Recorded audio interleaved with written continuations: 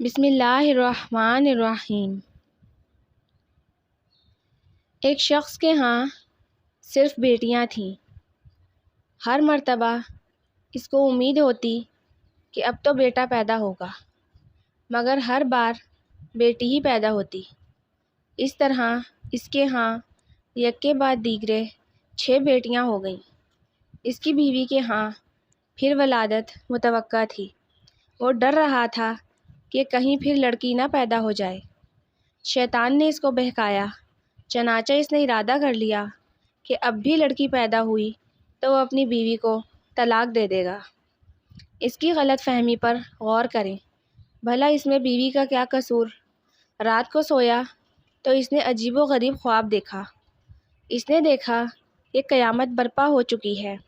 اس کے گناہ بہت زیادہ ہیں جن کے سبب اس پر جہنم واجب ہو چکی ہے، لہٰذا فرشتوں نے اس کو پکڑا اور جہنم کی طرف لے گئے۔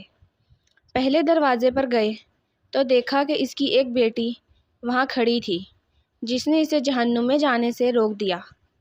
فرشتے اسے لے کر دوسرے دروازے پر چلے گئے۔ وہاں اس کی دوسری بیٹی کھڑی تھی جو اس کے لیے آڑ بن گئی۔ اب وہ تیسرے دروازے پر اسے لے گئے۔ وہاں تیسری لڑکی کھڑی تھی جو رکاوٹ بن گئی۔ اس طرح فرشتے جس دروازے پر اس کو لے کر جاتے وہاں اس کی ایک ایک بیٹی کھڑی ہوتی جو اس کا دفاع کرتی اور جہنم میں جانے سے روک دیتی۔ غرض یہ کہ فرشتے اسے جہنم کے 6 دروازوں پر لے گئے، مگر ہر دروازے پر اس کی کوئی نہ کوئی بیٹی رکاوٹ بنتی چلی گئی۔ اب 7واں دروازہ باقی تھا۔ فرشتے اس کو لے کر اس دروازے کی طرف چل دیے۔ اس پر گھبراہٹ طاری ہوئی کہ اس دروازے پر میرے لیے رکاوٹ کون بنے گا۔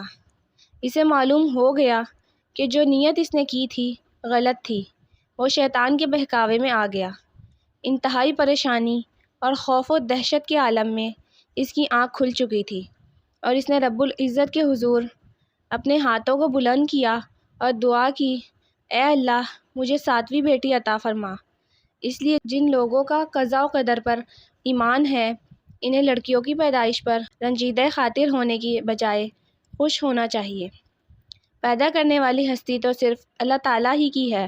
وہی جس کو چاہتا ہے لڑکا دیتا ہے، جس کو چاہتا ہے لڑکی دیتا ہے، جس کو چاہتا ہے لڑکے اور لڑکیاں ملا کر دیتا ہے، اور جس کو چاہتا ہے بانجھ بنا دیتا ہے۔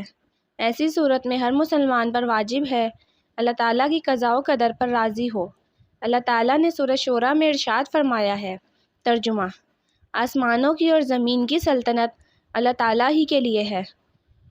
وہ جو چاہتا ہے پیدا کرتا ہے، جس کو چاہتا ہے بیٹیاں دیتا ہے اور جسے چاہتا ہے بیٹے دیتا ہے، یا پھر لڑکے اور لڑکیاں ملا جلا کر دیتا ہے، اور جسے چاہتا ہے بانجھ کر دیتا ہے۔ وہ بڑے علم والا اور کامل قدرت والا ہے۔